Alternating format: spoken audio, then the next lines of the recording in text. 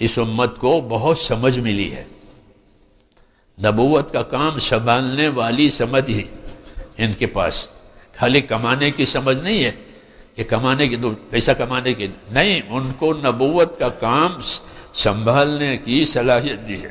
جیسے حضرت عمر کے بارے میں حضور فرماتے تھے میرے بعد کوئی نبی ہوتا تو یہ ہوتے ہیں، لیکن چونکہ میرے بعد کوئی نبی نہیں ہے، ان کے اندر نبی بننے کی صلاحیت ہے کہ اللہ تعالیٰ نے امت کے افراد میں بڑی بڑی صلاحیتیں رکھی ہیں.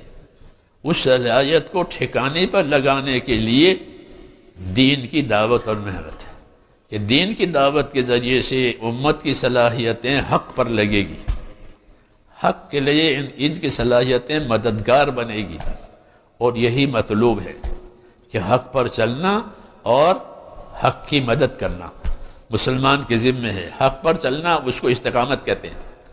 ایک حکم ہم لوگوں کی طرف استقامت کا ہے کہ پابند رہو، کیونکہ دنیا میں حالات آتے ہیں اچھے بھی برے بھی، تو حالات آئیں گے گزر جائیں گے، لیکن اپنے مقصد پر قائم رہو.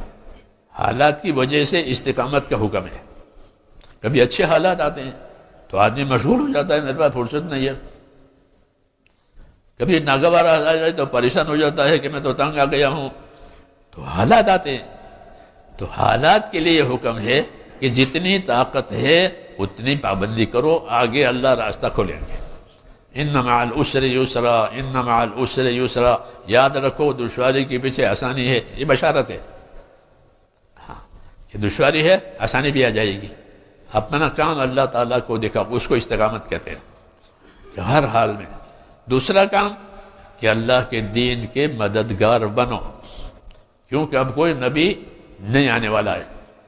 ہم کو نبی کا وارث بنایا ہے، امت کو نبی کے کام کا وارث بنایا ہے، ہم کو قرآن کا وارث بنایا ہے.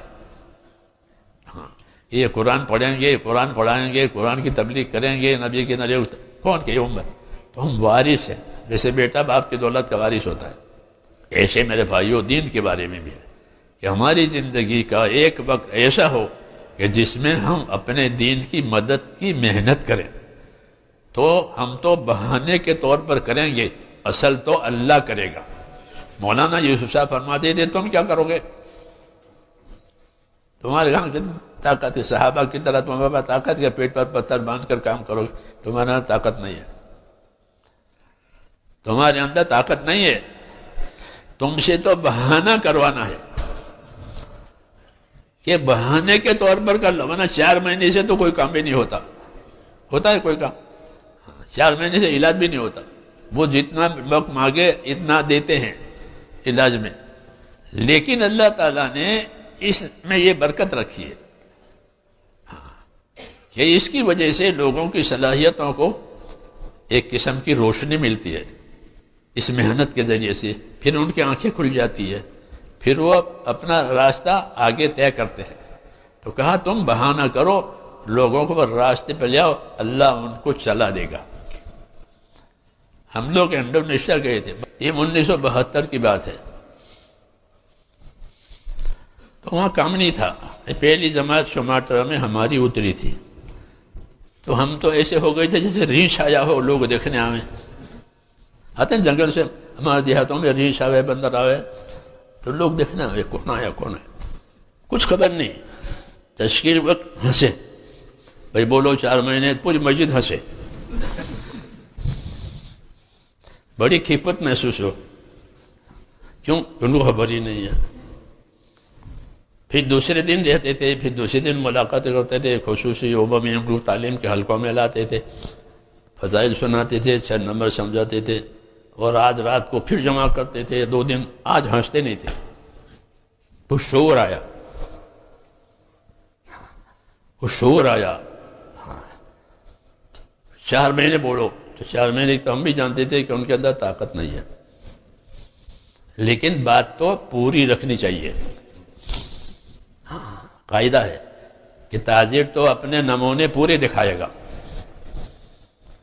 خریدار کی جو طاقت ہو وہ خریدے، ہمارے شو روم میں آؤ، اس میں آؤ، اس کا کام ہے. 4 مہینے پھر نیچے اترتے تھے. آخر میں 3 دن تو 3 دن کے لیے 13 دن کے بعد جماعت بنی. 13 دن تک کوئی پوچھنے والا نہیں. ہاں زبان الگ. پھر اللہ نے کام کھولا, وہاں کے علماء متوجہ ہوئے, عربی میں کام کرنا. ان کے ترجمان نے کہا عربی میں کام کرو. پھر لوگ متوجہ ہوئے. 200 آدمیوں نے وقت لگایا. 70 دن ہم وہاں رہے. 200 آدمیوں نے وقت لگایا. کسی نے 3 دن, کسی نے 10 دن, کسی نے مہینہ. ایک بنیاد پڑ گئی. حالانکہ کبھی دیکھا نہیں تھا کام. وہ پہلی جماعت تھی 1972 میں. کیونکہ کام میں ایک تاثیر ہے. کام میں جیسے بارش میں ایک تاثیر ہے کہ وہ ہر چیز کو تازگی دیتی ہے. بارش کا پانی ہوتا ہے وہ ہر چیز کو تازگی دیتے ہیں. حضور نے فرمایا میری بعثت اور میرا دنیا میں آنا کام لے کر ایسا جیسے بارش کا پانی. تو پانی خود کام کرے گا, اگائے گا, زعفران بھی اگائے گا, جو بھی اگائے گا. تو کام اپنا کام کرے گا. جیسے دوا اپنا کام کرتی ہے, کام اپنا کام کرے گا. اس لیے کہتے ہیں کہ کام کو اپنے ذمے لے کر اپنے طاقت کے مطابق کرو. ہاں پھر دیکھو اللہ آگے اس بہانے کو حقیقت بنائیں گے.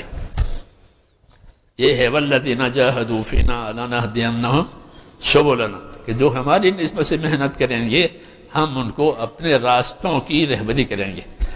اللہ کے راستوں کی رہبری کا مطلب ہے کہ جنت والے اعمال ان کو سجائیں گے. اللہ یہ جنت والے اعمالوں پہ پڑ جائیں گے. اس کے لیے کہتے ہیں میرے دوستو اپنے آپ کو اس کام کے لیے فارغ کریں, اپنے آپ کو تیار کریں. بس اب وقت نہیں ہے, بتائیں اس کے لیے ہمتیں کریں. کون کون تیار ہے؟